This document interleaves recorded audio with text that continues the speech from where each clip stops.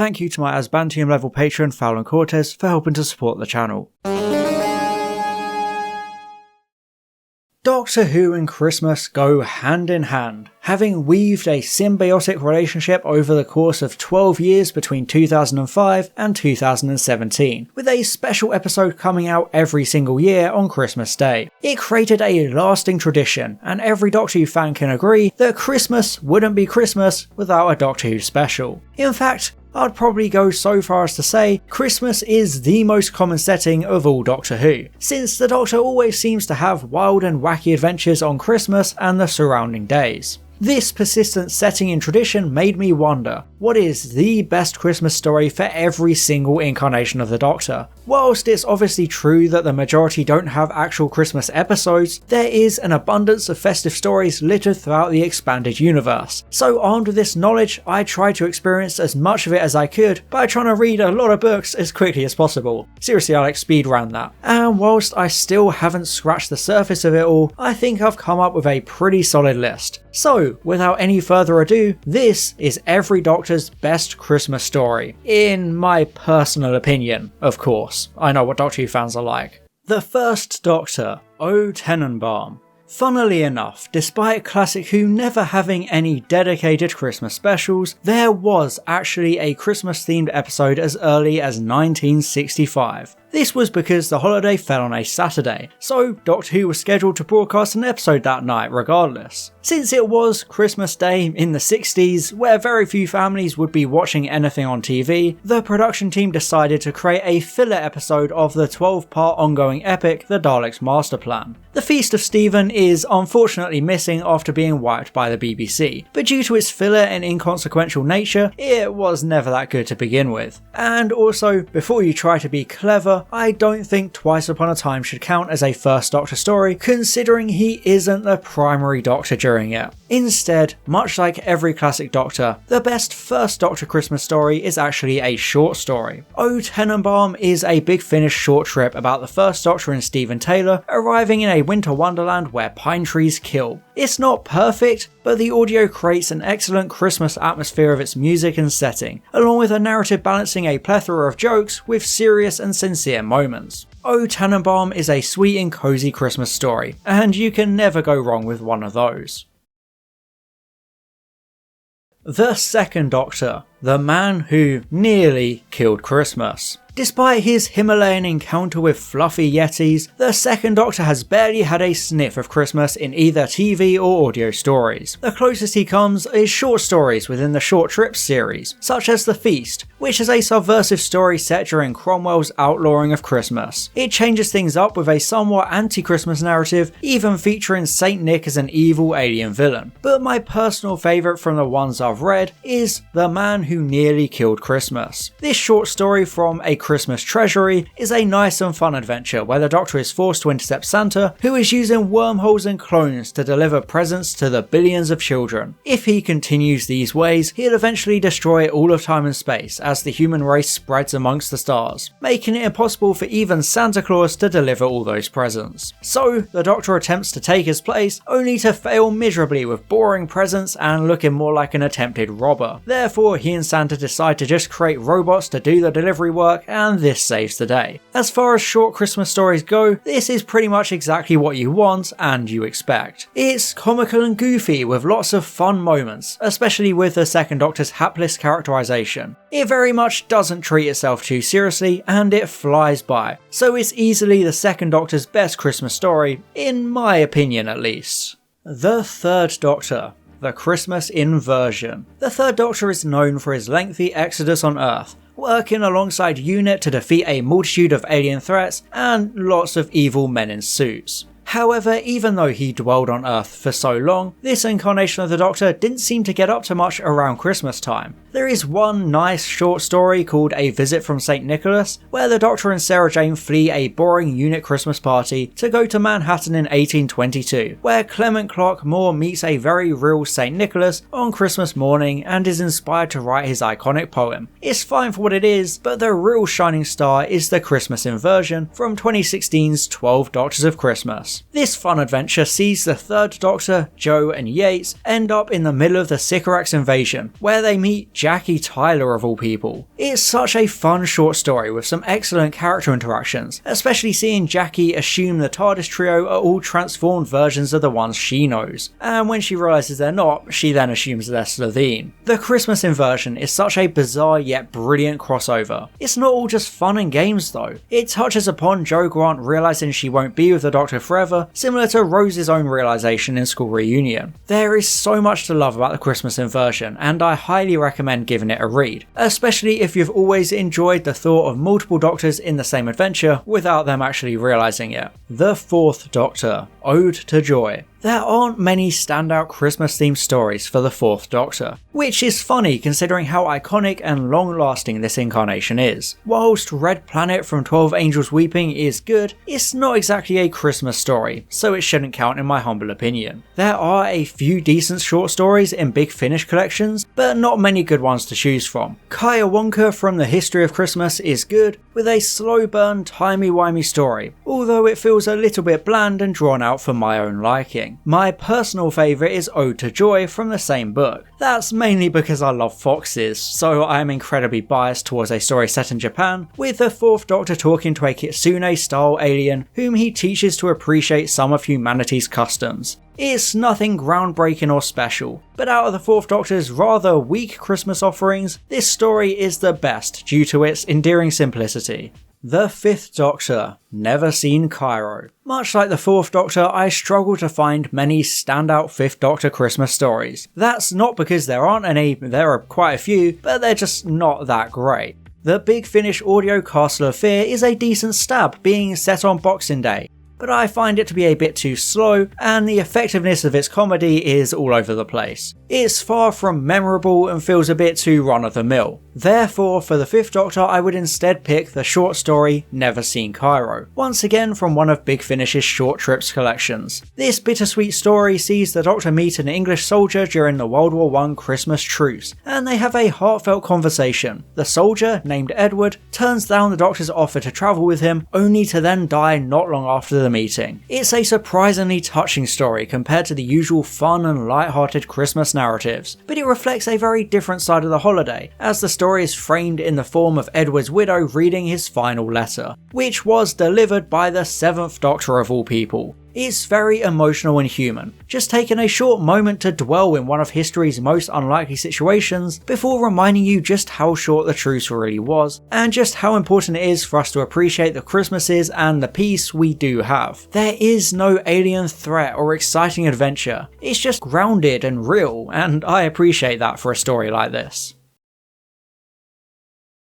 The Sixth Doctor, Blood on Santa's Claw and Other Stories. Oh Sixie is a rather straightforward pick. Whilst Fairy Tale of New New York is a decent short story, it has nothing on Blood on Santa's Claw and Other Stories. This is an audio anthology unlike any other, with lots of fun and dark Christmas narratives and an absolutely astounding twist when all is said and done. Not every story is the best, but there are some standout moments and reveals. I got the first part free a while back and it was so good I had to listen to the rest. I can't say too much without spoilers, but Blood on Santa's Claw and Other Stories is easily the best of the Sixth Doctor's Christmas offerings. The rest don't even come close. The Seventh Doctor, 24 Crawford Street. The Seventh Doctor has a number of slightly Christmas stories, such as Flip Flop and Time Worm Revelation, along with Christmas on a Rational Planet, which is one of the many Virgin New Adventure novels. It's good, but the main downside is that it's not especially accessible unless you've read a few of the other books for context, along with it being a precursor to the absolute hell that is the Faction Paradox. Therefore, I would instead pick the much simpler and more accessible 24 Crawford Street from the Ghosts of Christmas collection. This is an intriguing mystery where Mel finds herself with a family on Christmas Eve, and the Doctor finds himself many years in the future investigating the death of that family in a fire that very same night. There's a great sense of events happening simultaneously, and a real creeping dread of knowing the fire is coming whenever we see Mel's point of view. The short story really manages to craft a gripping atmosphere in just 12 pages, and it has a lovely twist at the end. So out of the 7th Doctor Christmas stories I've read,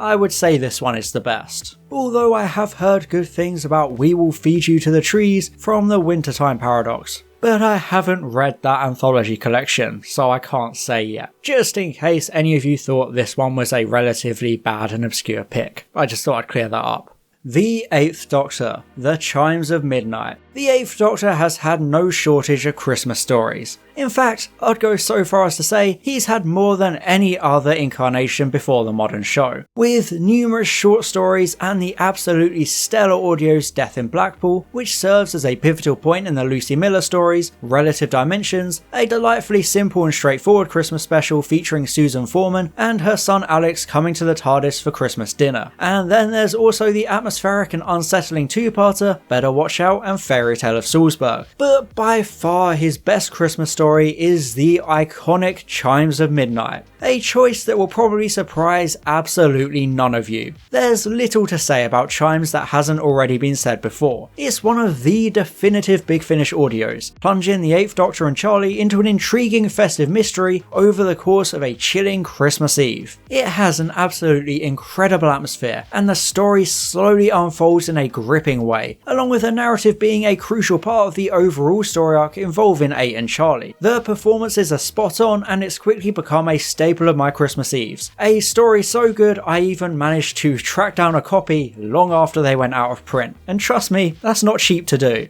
The Chimes of Midnight is a true must listen for Doctor Who fans, and you'll never see plum puddings the same way again. The 9th Doctor, Break the Ice. The 9th Doctor is notable for being the only modern incarnation to never have a Christmas or New Year's special on screen. Of course, The Unquiet Dead is an episode set at Christmas, so it could count on this list, but it's just not very good, honestly. And even though the Big Finish 9th Doctor adventures are also a mixed bag, there is the incredible story Break the Ice, which is set on a futuristic space station with Jack Frost as a delightfully camp yet sinister villain. It has a great lead cast and is written well, including a stellar representation of anxiety and overcoming it, showing that even heroic supporting characters can still struggle with these mental health issues. Parts of the story are a bit run-of-the-mill, but it's a well-paced and smooth base under siege narrative set to the backdrop of Christmas in space. It easily beats The Unquiet Dead, and therefore sits as the 9th Doctor's best Christmas story, although to be frank, there isn't exactly much competition out there. The 10th Doctor, The End of Time. And now we enter the actual dedicated Christmas specials we all know and love when it comes to modern Doctor Who. The 10th Doctor had 5 Christmas specials on TV, and you could even stretch that to 6 if you decide for whatever reason to count Waters of Mars, which has an offhanded mention that Christmas is coming up. But I won't count that because no, it shouldn't count. Instead, for me it comes down to the 10th Doctor's first and last specials, since all the ones in between are a bit too weak in my opinion. But in terms of sheer scale and stakes, it's hard to top The End of Time, which bids farewell to the 10th Doctor in a dramatic and epic way, as he has to defeat both the Master and the Time Lords as a whole. It's an emotional roller coaster over 2 parts. The End of Time is the perfect way to end the first Russell T Davies era, along with sending the 10th Doctor out strongly with both a memorable final adventure and a memorable heartbreaking regeneration. Regeneration stories at Christmas obviously have a bit more of a natural advantage because of their added stakes, but when compared to the other 10th Doctor Christmas specials, The End of Time still rises to the top, even if it does barely have anything to do with Christmas.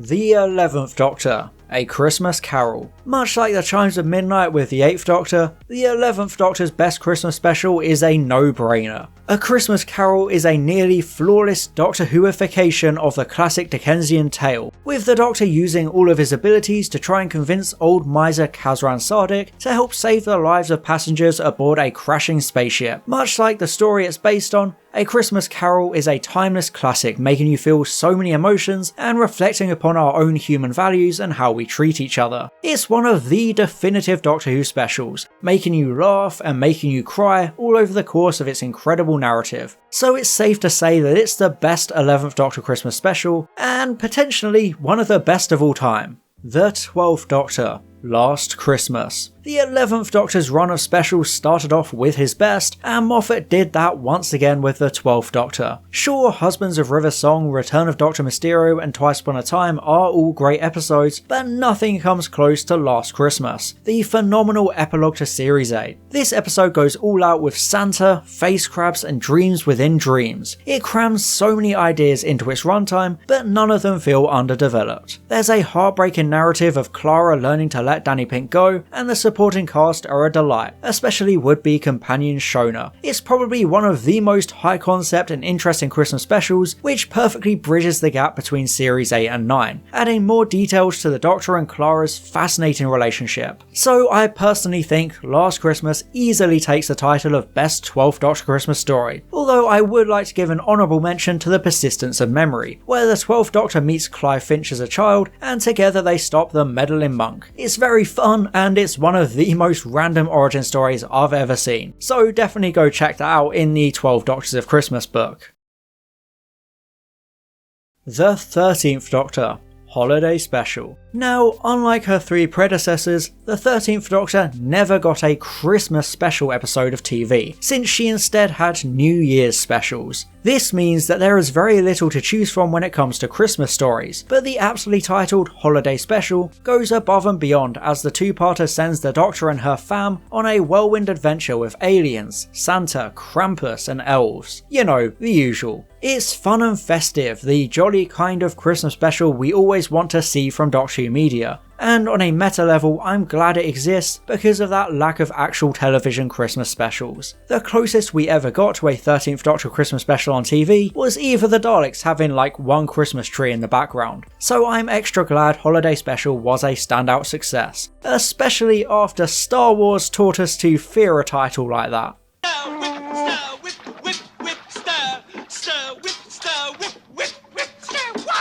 So there you have it. Those are my personal picks for every Doctor's best Christmas story. Obviously, some are a lot better than others, but that should hardly be surprising considering some incarnations got full hour-long episodes every year, and others only got short 10-page stories in relatively obscure anthology collections. For some Doctors it was very easy to pick, and for the majority of classic Who Doctors, I had to do quite a bit of digging to find the notable ones. Thankfully, starting next year with Ncuti Gatwa's debut story, the Christmas specials seem to be making a comeback, so we'll no doubt have plenty more festive TV stories for future incarnations. I'm sure I've missed a number of amazing stories in this video, but unfortunately, despite this being my job, I haven't experienced every single piece of Doctor Who media yet. Therefore, it's important to remember that these were purely my personal picks from the stories I have read, listened to, or watched. I have no doubt you'll disagree with a number of them, but that's part of the reason I love Doctor Who featuring so many Christmas stories, because it allows everyone to find their own favourites. So make sure to tell me yours in the comments, and I'll see you